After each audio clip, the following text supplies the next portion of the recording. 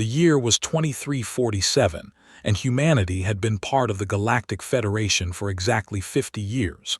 In that time, humans had earned a reputation. It was not always a good one. The Velkari called them aggressive. The Torvian Collective said they were unpredictable. The ancient Morthine simply watched them with their many eyes and said nothing at all. But everyone agreed on one thing. Humans were very, very good at war. This was a problem. Commander Sarah Chen stood on the observation deck of the GSS Persistence, watching the blue and green sphere of Nexus Prime grow larger in the viewport. The planet served as the neutral ground for the Galactic Federation's annual war games, a tradition that had existed for over 3,000 years. Every species sent their best military units to compete in simulated battles. It was meant to build trust between worlds. It was meant to show that war could be controlled, measured, and turned into something almost friendly. Sarah knew that humans had won the war games for the past 20 years straight. She also knew that this made many species very unhappy. "Commander," said Lieutenant Marcus Webb, stepping up beside her. He was a tall man with dark skin and a serious face. "We're receiving a transmission from Federation High Command. They want to speak with you before we land." Sarah nodded. She had expected this. "Put it through to the conference room. I'll take it there." The conference room was small and plain. Sarah sat at the metal table and waited for the holographic display to activate. When it did, she found herself looking at High Counselor Vreth, a Torvian with gray scales and yellow eyes that never seemed to blink. "Commander Chen," Vreth said. His voice was smooth and cold. "Welcome back to the War Games." "Thank you, High Counselor.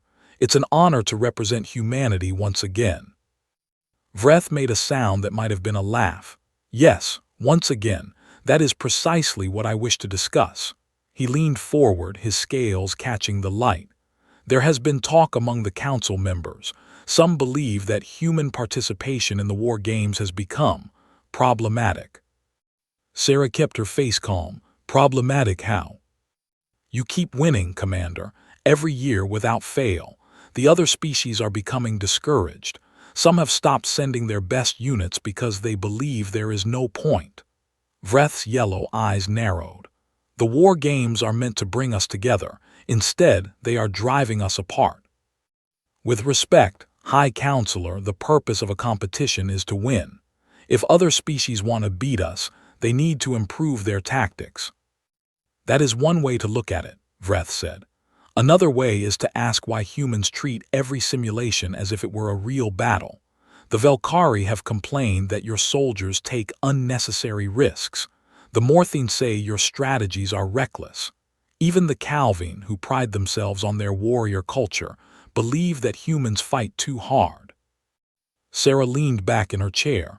"The Calvine said that." "They did. They used the word disturbing." For a moment, Sarah said nothing. She thought about her soldiers, the men and women waiting on the ship below. They had trained for months for these games. They had studied every species' tactics, learned their weaknesses, and prepared responses for every possible scenario. They had done this because that was what humans did. They prepared. They adapted. They refused to lose. "What exactly are you asking me to do, High Counselor?" Vreth's scales shifted, a sign of discomfort among his species. "I am asking you to consider holding back. Not enough to lose necessarily, but enough to make the competition more balanced. The Federation needs these games to work. We need them to build bridges between our worlds." Sarah stood up slowly. "High Counselor, I understand your concerns, but I cannot ask my soldiers to fight at less than their best. It goes against everything we believe in. When humans compete, we compete to win. When we fight to survive. There is no middle ground. Even in a simulation. Especially in a simulation. Because the way you train is the way you fight. If we teach our soldiers to hold back in practice, they will hold back when it matters. And when it matters, people die." Vreth stared at her for a long moment. "Very well, Commander. I have delivered the Council's message. How you choose to respond is your decision." He paused. "But I hope you understand that there may be consequences." The transmission ended, leaving Sarah alone in the room. She stood there for several minutes, thinking about what Vreth had said. Then she went to find her team. The human contingent for the war games consisted of 50 soldiers, all of them volunteers. They had been selected from every branch of Earth's military, and they represented the very best that humanity had to offer.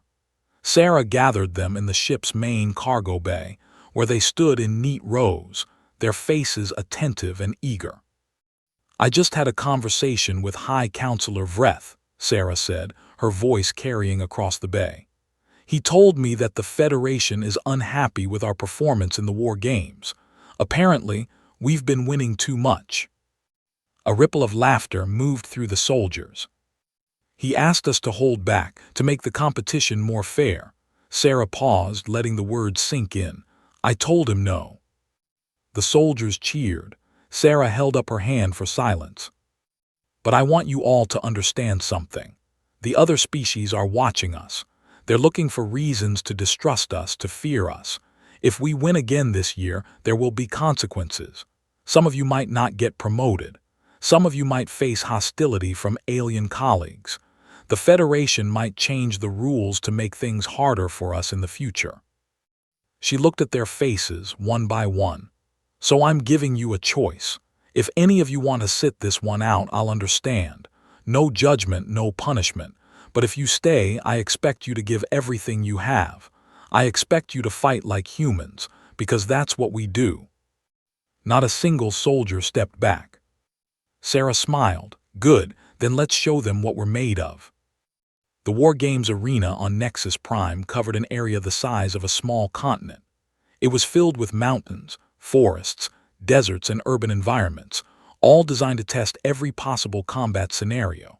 The simulations used advanced holographic technology combined with neural feedback suits that made every hit feel real. A soldier who got shot in the simulation would feel pain, though no actual damage would occur. It was as close to real combat as possible without the risk of death. The opening ceremony took place in a massive stadium at the center of the arena. Representatives from 37 species gathered to watch their champions march in formation. The humans drew the most attention, as they always did. Some of the aliens watched with curiosity, others watched with fear. A few watched with open hostility. Sarah noticed the Velkari delegation whispering among themselves as the humans passed. The Velkari were tall beings with long necks and skin that changed color with their emotions. Right now, most of them were a deep shade of purple, which Sarah knew meant anger. "They don't look happy to see us," Marcus said quietly. "No," Sarah agreed, "they don't." The games were set to begin the next morning. Sarah spent the night reviewing her team's strategies, making small adjustments based on the latest intelligence about their opponents. By the time she finally went to sleep, she had a plan for every possible situation. But as she closed her eyes, she couldn't shake the feeling that this year's games would be different. The Federation was watching. The Council was waiting. And somewhere in the back of her mind, a small voice whispered that winning might not be enough anymore. The first shots would be fired at dawn, and humanity would do what humanity always did. They would fight to win. The first round of the War Games pitted humanity against the Grethian hegemony. The Grethians were a reptilian species known for their patience and their ability to remain motionless for hours while waiting for prey. They were ambush predators by nature, and their military tactics reflected this. They liked to hide, wait, and strike when their enemies least expected it. Sarah had studied the Grethians carefully. She knew that their greatest strength was also their greatest weakness. They were so focused on the perfect ambush that they sometimes forgot to adapt when things didn't go according to plan. The battle took place in a dense jungle environment. Visibility was low, and the thick vegetation made movement difficult. It was exactly the kind of terrain where the Grethians excelled.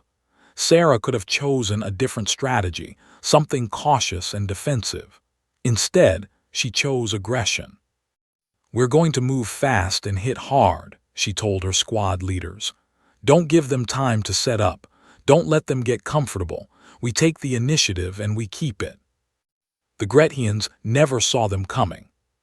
The human soldiers moved through the jungle like ghosts, using techniques developed over centuries of warfare on Earth. They used hand signals instead of radios. They stepped only where the ground was solid. They breathed through their mouths to reduce noise. And when they found the Grethian positions, they attacked with overwhelming force. The first Grethian patrol was eliminated in less than 30 seconds. The second patrol lasted even less. By the time the Grethian commanders realized what was happening, half their forces were already out of the simulation. "This is impossible," one of the Grethian officers said, his scales turning white with shock. "They should not be able to move that fast. They should not be able to see us." But they could, and they did. The match ended in less than 2 hours. The humans had lost only 3 soldiers to the Grethians' 47. It was a massacre, and everyone watching knew it. In the observation room above the arena, High Counselor Vreth watched the final moments of the battle with his yellow eyes fixed on the screen. Beside him sat representatives from a dozen other species, all of them silent with disbelief. "Perhaps," Vreth said slowly, "we should have listened more carefully to the Calvine when they warned us about humans." No one disagreed. The second round brought the humans face to face with the Morthine. The Morthine were ancient, older than most species in the Federation. They had 8 legs and dozens of eyes, and they communicated through a complex system of clicks and vibrations. Their military was built on coordination and discipline. Every Morthine soldier was connected to every other through a kind of biological network, allowing them to act as a single organism. It was like fighting a hive mind. Sarah studied the reports from previous encounters with the Morthine. They had never lost a War Games competition until the humans came along. Their coordination was too perfect, their reactions too fast. Other species simply couldn't keep up. But humans had something the Morthine didn't understand. They had chaos. "Here's what we're going to do," Sarah said to her team. "We're going to split into groups of 2. Each pair will operate independently. No communication, no coordination, just instinct and training." Marcus looked uncertain. "Won't that make us easier to pick off?" "Maybe, but it will also make us unpredictable. The Morthine can anticipate coordinated attacks because they think as one. They can't anticipate 50 different people all making their own decisions." The battle took place in an urban environment, a simulated city with tall buildings and narrow streets. The Morthine moved in perfect formation, their many legs clicking against the pavement in unison. They swept through the city methodically, checking every building, every alley, every shadow. And everywhere they went, they found humans waiting for them. Not in organized defensive positions, not in neat formations. The humans were scattered throughout the city, each pair acting on their own initiative. Some attacked from rooftops, others ambushed from sewers. A few simply walked up to Morthine positions and opened fire before disappearing into the maze of buildings. The Morthine tried to adapt. They tried to anticipate. But every time they thought they understood the human pattern, the pattern changed, because there was no pattern. There was only controlled chaos, 50 humans each fighting their own private war. By the end of the day, the Morthine had been defeated. Their commander, a massive creature with more eyes than Sarah could count, approached her after the simulation ended. "We have fought many species," the Morthine said, its clicks translated by a small device attached to its thorax. "None have confused us as you have. How do you coordinate without communication?" Sarah smiled. "We don't coordinate, we trust each other to do the right thing." The Morthine's many eyes blinked in what might have been surprise. "This is very strange, very dangerous." "Yes," Sarah agreed, "it is." Word spread quickly through the Federation. The humans had won their first 2 rounds by overwhelming margins. The Grethians and the Morthine, both respected military powers, had been humiliated. Some species began withdrawing their best units, unwilling to face the same fate. Others demanded that the rules be changed to give them a better chance. High Counselor Vreth called an emergency meeting of the War Games Committee.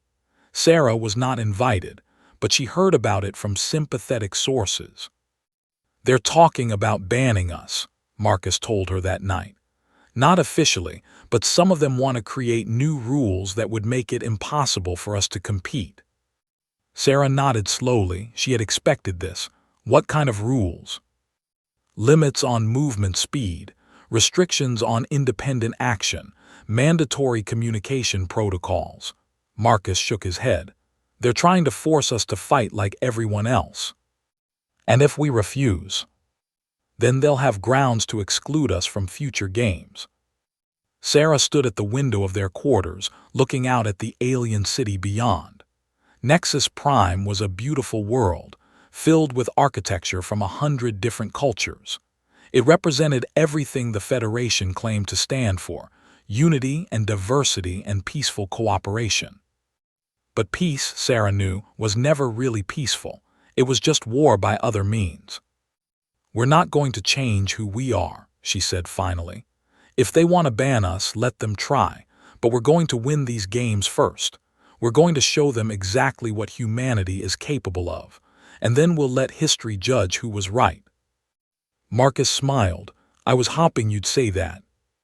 The third round was scheduled for the following day. Their opponent would be the Calvine, the warrior species that had called humans disturbing.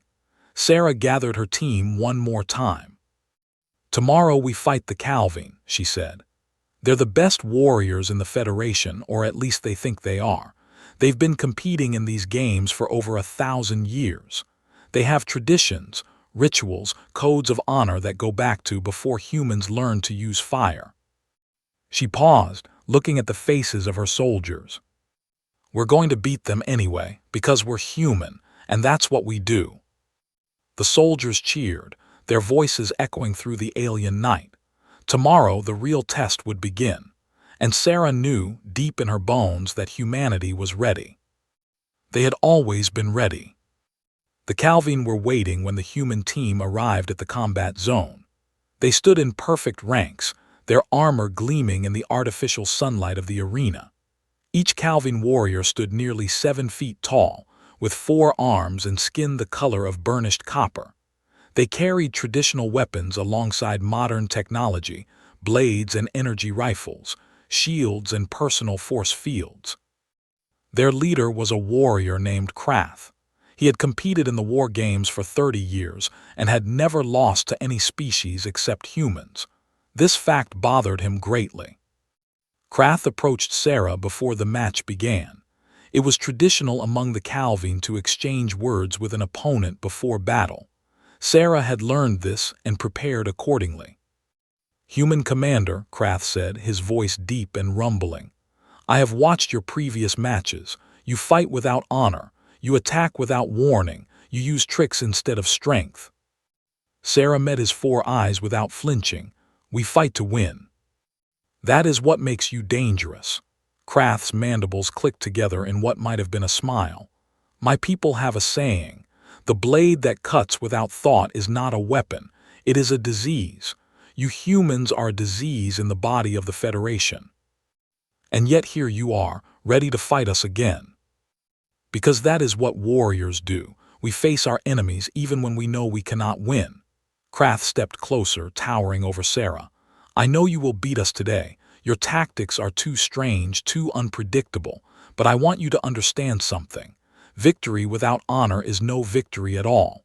One day the Federation will realize this, and on that day your winning streak will end." Sarah looked up at the massive alien warrior. "Maybe, but not today." Krath laughed, a sound like stones grinding together. "No, not today." The battle began. The combat zone was a rocky desert, filled with canyons and mesas that provided natural cover. The Calvine loved open terrain where they could use their superior size and strength.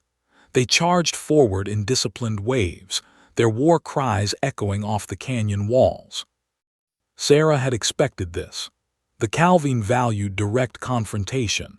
They saw retreat as shameful and deception as dishonorable. They would attack head-on, trusting in their strength to carry them through. "Fall back," Sarah ordered her team. "Draw them into the canyons." The humans retreated, but not in panic. They moved in controlled bursts, always staying just ahead of the Calvine advance.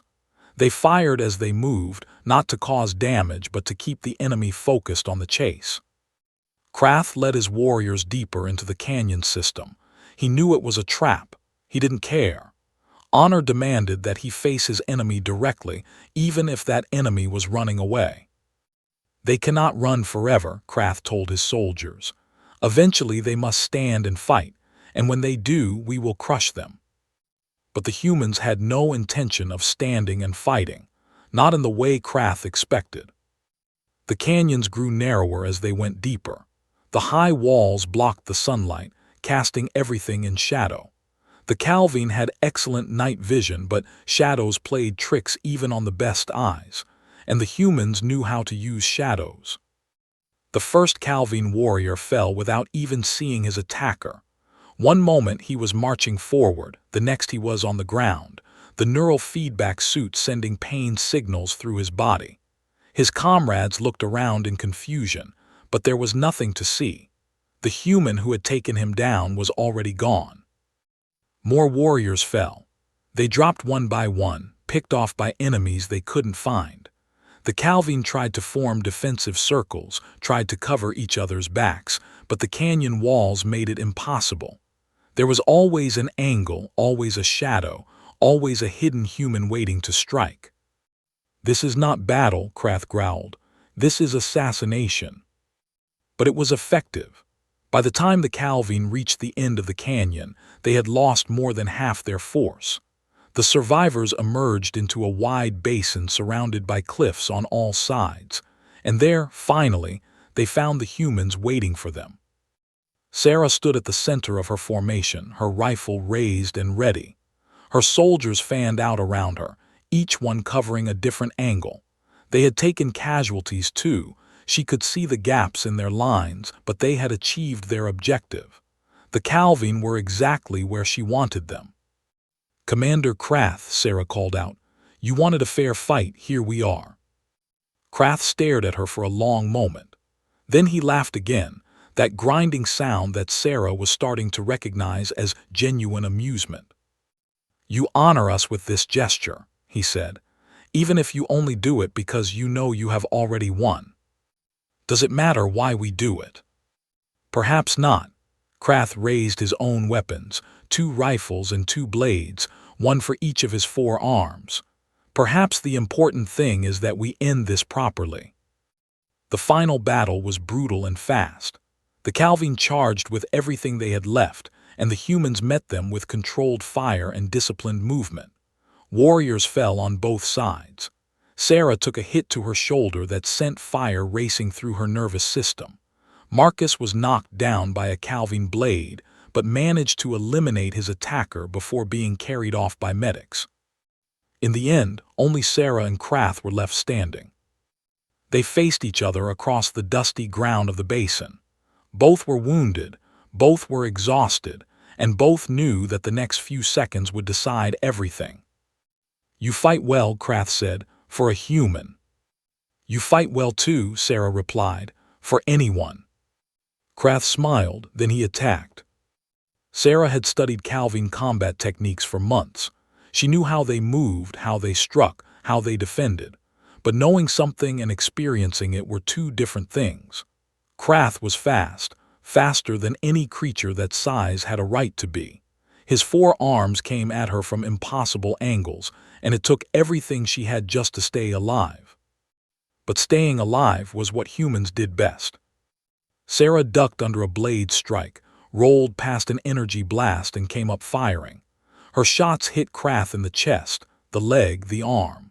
The neural feedback suit registered each hit as debilitating damage. By the time she stopped firing, Krath was on his knees, his weapons fallen from nerveless hands. "Well fought," Krath said through gritted teeth. You have earned this victory." Sarah walked over to him and offered her hand. It was not a Calvine custom, but Krath seemed to understand the gesture. He took her hand and let her help him to his feet. "Your people were right about us," Sarah said. "We are dangerous. We fight in ways you don't understand. But that doesn't mean we're without honor. It just means our honor looks different from yours." Krath considered this. "Perhaps, or perhaps you are simply telling me what I want to hear." Sarah smiled. "Maybe, but does it matter?" Krath laughed again, and this time Sarah laughed with him. The victory over the Calvine sent shockwaves through the Federation. For 1,000 years, the Calvine had been considered the greatest warriors in known space. They had conquered dozens of worlds before joining the Federation and had maintained their reputation ever since. To see them defeated so thoroughly by a species that had only been in the Federation for 50 years was almost unthinkable. The emergency meeting of the War Games Committee lasted for 3 days. Species that had never agreed on anything found themselves united in their concern about humanity. The discussions grew heated. Accusations flew.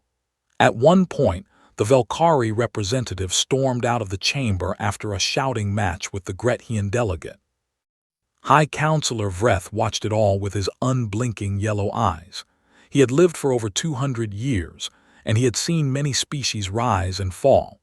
He had seen empires built on strength crumble when that strength was challenged. He had seen the Federation survive threats that should have destroyed it. But he had never seen anything quite like the humans. "They are not like us," he said during a private meeting with the other senior council members. "They do not think like us, do not fight like us, do not approach problems like us. We have tried to integrate them into the Federation's culture, but they refuse to integrate. They adapt instead. They take what works and discard what doesn't. They are constantly changing, constantly evolving." "They are dangerous," the Morthine representative said. "Yes, but they are also useful." Vreth leaned back in his chair. "Have you noticed that pirate attacks in human-controlled space have dropped by 80% since they joined the Federation? Have you noticed that the outer territories, which used to be lawless wastelands, are now some of the safest regions in Federation space? The humans have done in 50 years what we failed to do in 3,000. Because they are willing to use force where we are not." "Yes, and that is precisely what makes them valuable." Vreth's scales shifted color, turning from gray to a muted blue. "I proposed that we ask them to hold back. They refused. Now I believe we must accept reality. The humans will not change. They will not become like us. The question is whether we can learn to live with them." The committee debated for another 2 days before reaching a decision. The war games would continue, and humanity would be allowed to participate. But new rules would be introduced to level the playing field. Limits on independent action, mandatory rest periods, restrictions on certain tactics deemed too dangerous or destabilizing. When Sarah heard the news, she laughed. "They're trying to put us in a box," she told her team. "They're trying to make us fight like everyone else, and they think that will stop us from winning." "Will it?" Marcus asked. Sarah looked at her soldiers, the men and women who had followed her through 3 impossible battles. They were tired, wounded, and far from home, but their eyes still burned with determination. They still believed they could win. "No," Sarah said, "it won't, because the rules don't matter. What matters is this." She pointed at her head. "And this." She pointed at her heart. "They can change the rules all they want. They can't change who we are." The final round of the War Games was 3 days away. The humans would face the combined forces of the 5 remaining species in a single massive battle. It was unprecedented. It was designed to be impossible. Sarah started planning immediately. They were going to win. They had to win, because losing was never an option. Not for humanity. The news of the final round spread through Nexus Prime like wildfire. 5 species against 1. It had never been done before in the 3,000-year history of the War Games. The decision was officially presented as a test of adaptability and strategic thinking, but everyone knew the truth. The Federation wanted to see humanity lose. Sarah stood in the planning room, surrounded by holographic displays showing the terrain, enemy positions, and troop compositions. Her team gathered around her, their faces a mix of determination and concern. "Let me make sure I understand this," Marcus said slowly. "We're going to fight the Velkari, the Torvians, the Grethians, the Morthine, and the remnants of the Calvine force, all at once, with no additional troops." "That's correct. And they've implemented the new rules that restrict our movement and communication." "Also correct." Marcus shook his head. "Commander, with all due respect, this isn't a fair fight. This is an execution." "Maybe." Sarah pointed at the central display, which showed the combat zone for the final battle. It was a massive island covered in varied terrain, forests, mountains, rivers, and a small urban center at the very heart. "But look at this. They've designed the arena to favor their combined forces. Multiple approach vectors, plenty of cover for ambush tactics, central objectives that require holding fixed positions. They expect us to dig in and try to survive." "And what will we actually do?" Sarah smiled. It was not a nice smile. "We're going to attack." The room went silent. "Commander," said Lieutenant Chen, one of the newer members of the team, "there are 250 enemy combatants and 50 of us, 5-to-1 odds. Even with surprise, even with superior tactics, the math doesn't work." "The math never works for humans," Sarah replied. "That's never stopped us before." She turned to face her team directly. "Listen to me, all of you. They're expecting us to be afraid. They're expecting us to play it safe, to try to hold on as long as possible before the inevitable defeat. They want us to accept our role as the underdog." She paused, her eyes moving from face to face. "But we're not underdogs. We're humans. Our ancestors crossed oceans in wooden boats. They explored continents with nothing but their feet and their courage. They fought wars against impossible odds and won. They built civilizations from nothing, destroyed them, and built them again. Every challenge we've ever faced, we've overcome. Not because we were stronger or smarter, but because we refused to give up." The silence stretched out, filled with the weight of her words. "Tomorrow, we're going to show the entire Federation what humanity is made of. We're going to attack 5 armies at once, and we're going to win. Not because the odds are in our favor, but because the odds have never mattered to us." She raised her fist into the air. "Who's with me?" The response was deafening.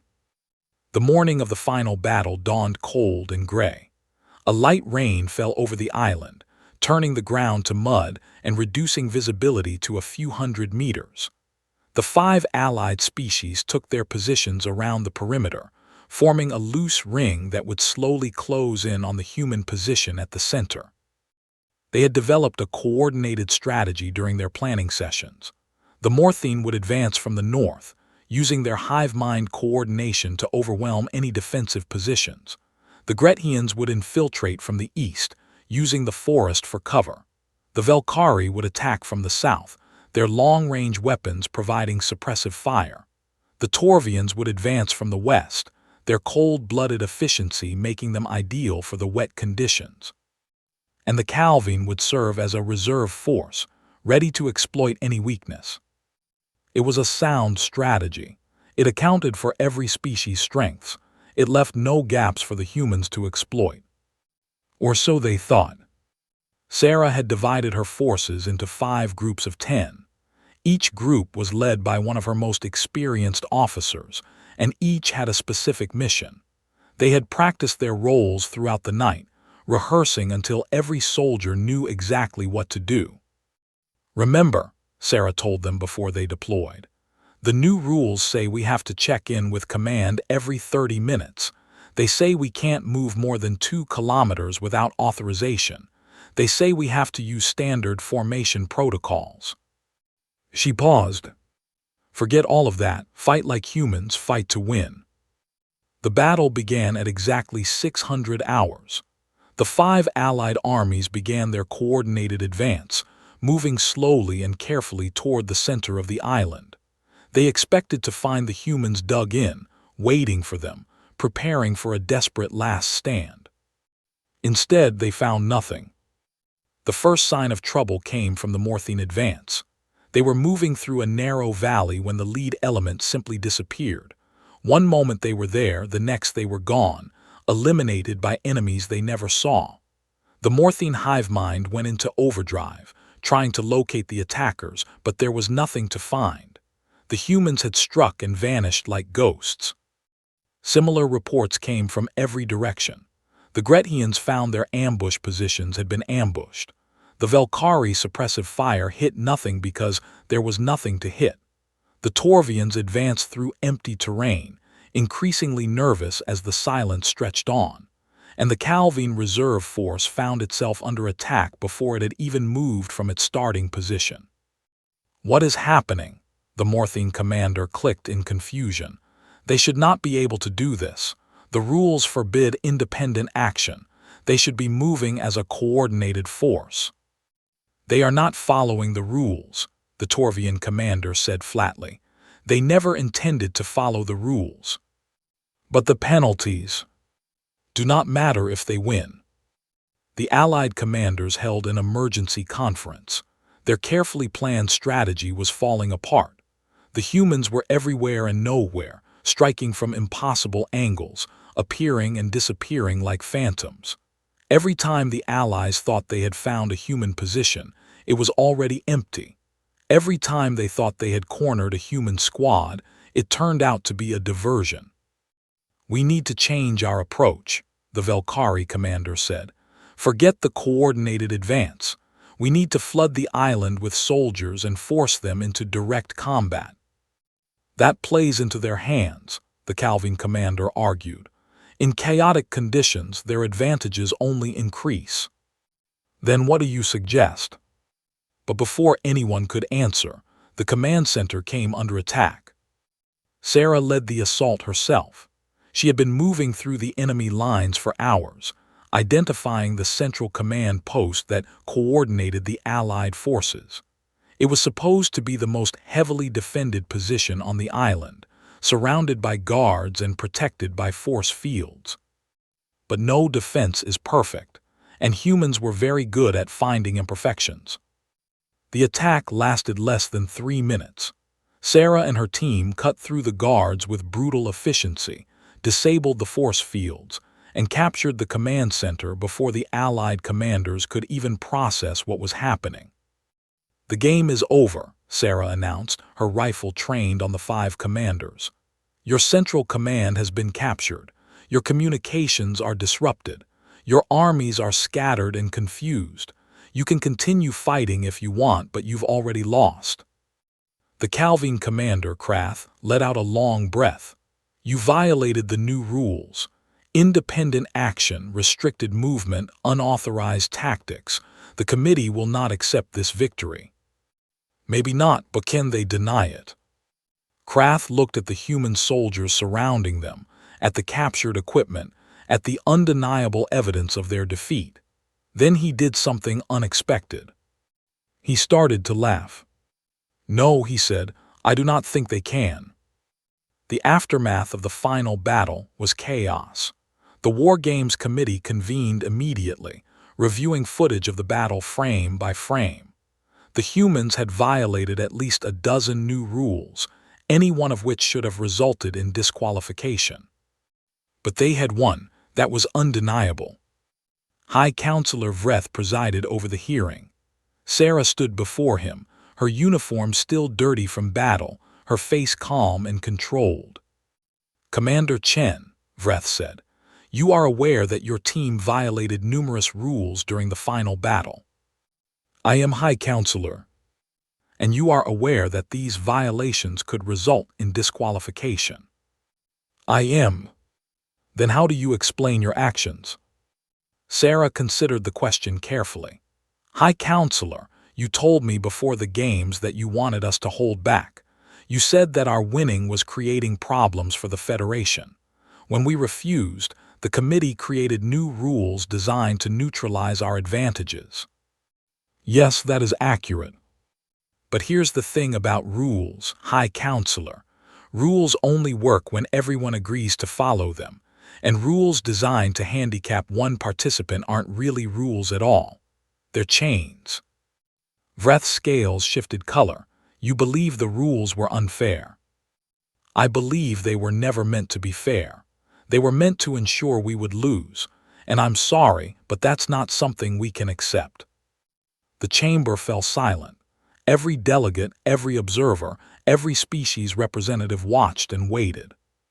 So yes, Sarah continued, we violated the rules. We did exactly what you feared we would do. We fought like humans. We adapted. We improvised. We found ways to win that you never imagined. And now you have to decide what that means. Vreth leaned forward. What do you think it should mean? I think it should mean that we've earned our place in this federation, not by following rules that were designed to keep us down, but by showing you what we're capable of. We're not like you. We'll never be like you, but that doesn't make us a threat. It makes us an asset. She looked around the chamber at the hundreds of alien faces watching her. The galaxy is full of dangers, enemies you haven't faced yet, challenges you can't imagine. When those threats come, and they will come, you're going to need species that think differently.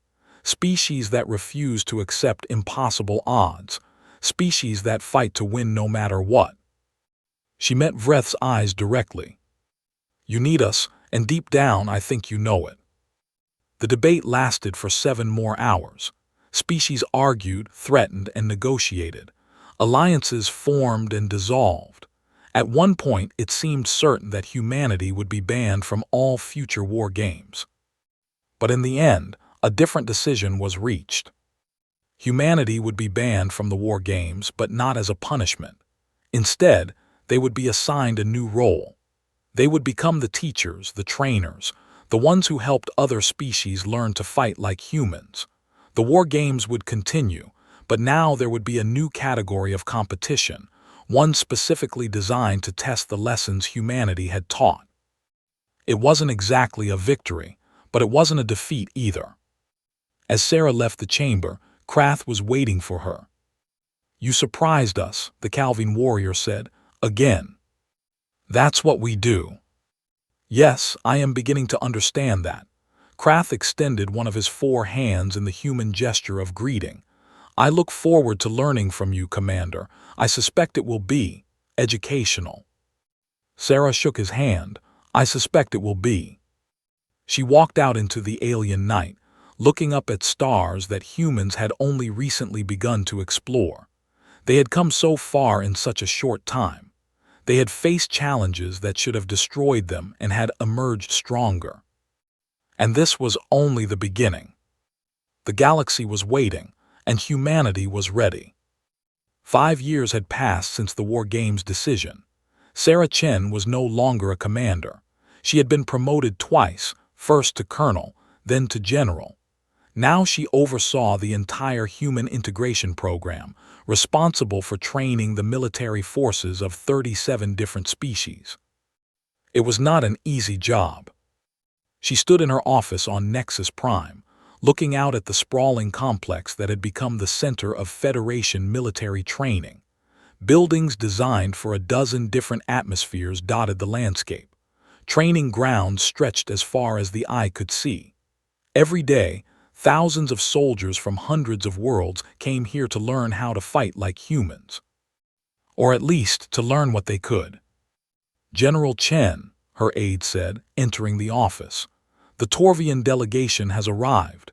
They're asking about the advanced infiltration course. Sarah turned from the window. Tell them I'll be there in 10 minutes. The aide nodded and left. Sarah took a moment to gather her thoughts before heading to the meeting. The past 5 years had been transformative. Species that had never cooperated before now trained together. Ancient rivalries were set aside in the pursuit of improvement. The Morthine had learned to value individual initiative. The Calvine had embraced tactical flexibility.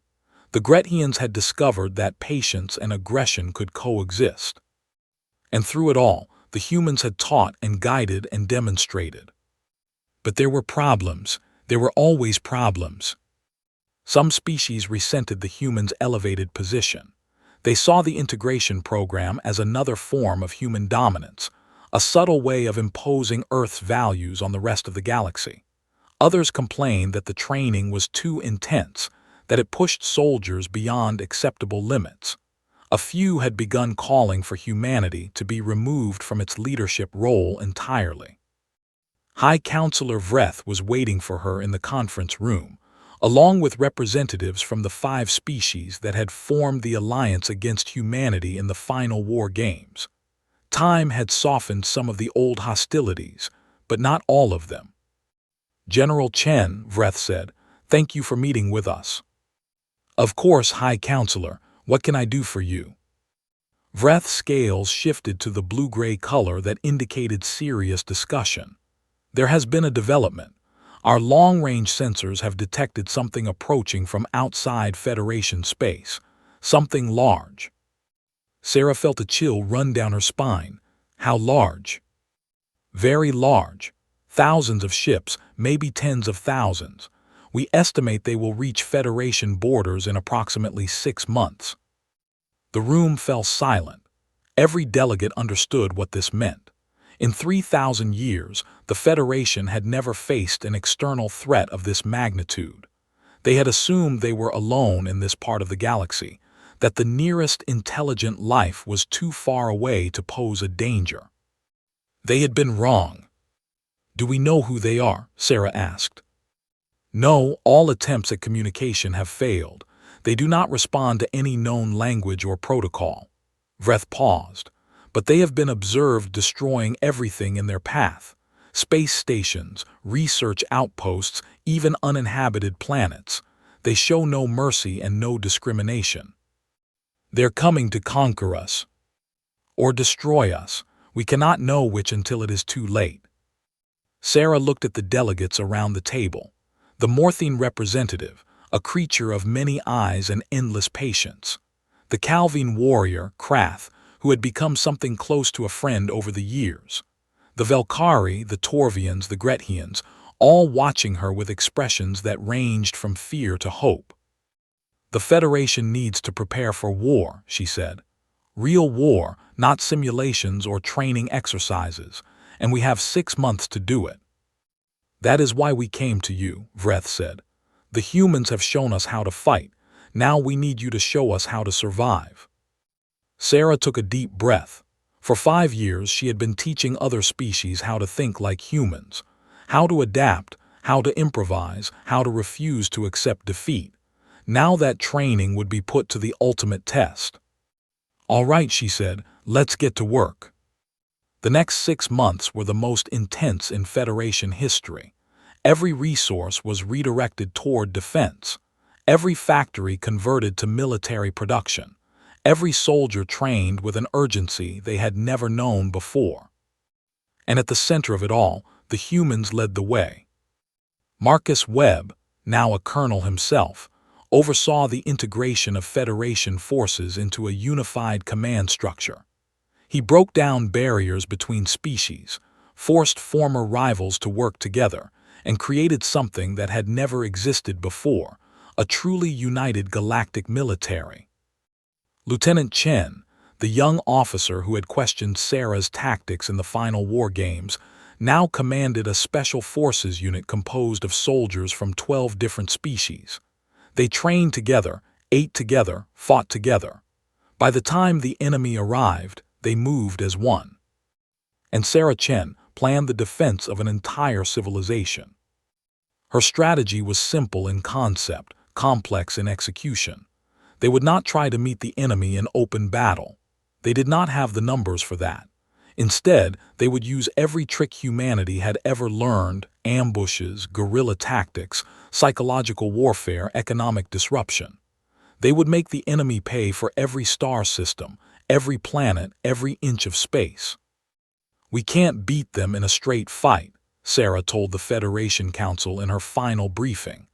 "But we don't have to. We just have to make winning cost more than they're willing to pay." "And if that's not enough?" Vreth asked. Sarah met his eyes. "Then we keep fighting until it is." The enemy arrived on schedule, a fleet of ships so vast it blocked out the stars. They came in endless waves, destroying everything in their path. The first Federation outposts fell within hours. But then the resistance began. In the outer territories, human-trained guerrilla units struck at enemy supply lines. They appeared from nowhere, inflicted maximum damage, and vanished before the enemy could respond. The invaders learned to fear the shadows. In the core worlds, the unified Federation fleet engaged in a fighting retreat that cost the enemy dearly for every system they claimed. Every battle was a lesson learned, every defeat a chance to improve. The species that had once competed against each other in war games now fought side by side, their differences forgotten in the face of extinction. And in the command center on Nexus Prime, Sarah Chen directed the war like a symphony conductor. She read reports from 100 different fronts, made decisions that affected billions of lives, and never, ever gave up hope. The war lasted 3 years. 3 years of constant fighting, of losses that would have broken lesser civilizations. Entire species were pushed to the edge of extinction. Worlds that had existed for millennia were reduced to ash. The Federation lost more in those 3 years than it had in the previous 3,000 combined. But they did not break. The turning point came in the Battle of the Void, a massive engagement at the edge of Federation space. The enemy had concentrated their forces for a final push, a hammer blow that would shatter the Federation once and for all. They expected a desperate defense, a last stand by a defeated enemy. Instead, they found something else entirely. The Federation fleet attacked first. They came from every direction, using tactics the enemy had never seen before. Morphine coordination combined with human unpredictability. Calvine ferocity merged with Grethian patience. Velkari precision enhanced by Torvian cold efficiency. It was the greatest battle in galactic history, and the Federation won. Not easily, not without cost, but they won. The enemy fleet was shattered. The survivors retreated, fleeing back toward whatever distant realm they had come from, and the Federation, battered but unbroken, began the long process of rebuilding. When the victory celebrations finally ended, Sarah Chen stood once again on the observation deck of a ship, watching the stars that humanity had helped save. She was older now, her hair streaked with gray, her face lined with the weight of command. Krath joined her, his forearms clasped behind his back. "You know," the Calvine warrior said, "I told you once that humans were a disease in the body of the Federation." "I remember." "I was wrong." Krath turned to look at her. "You are not a disease. You are the immune system. When the Federation was threatened, you taught us how to fight back. You showed us that survival is not about rules or traditions or honor. It is about refusing to die." Sarah smiled. "We just did what humans do." "Yes, and that is exactly what saved us all."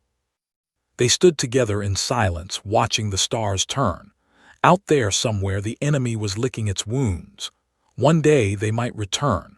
One day there might be new threats, new challenges, new impossible odds. But the Federation would be ready, because they had learned from the best. And humanity would keep doing what humanity always did. They would fight. They would adapt. They would refuse to lose. Because in the end, that was what it meant to be human. And that was why the galaxy needed them. The end.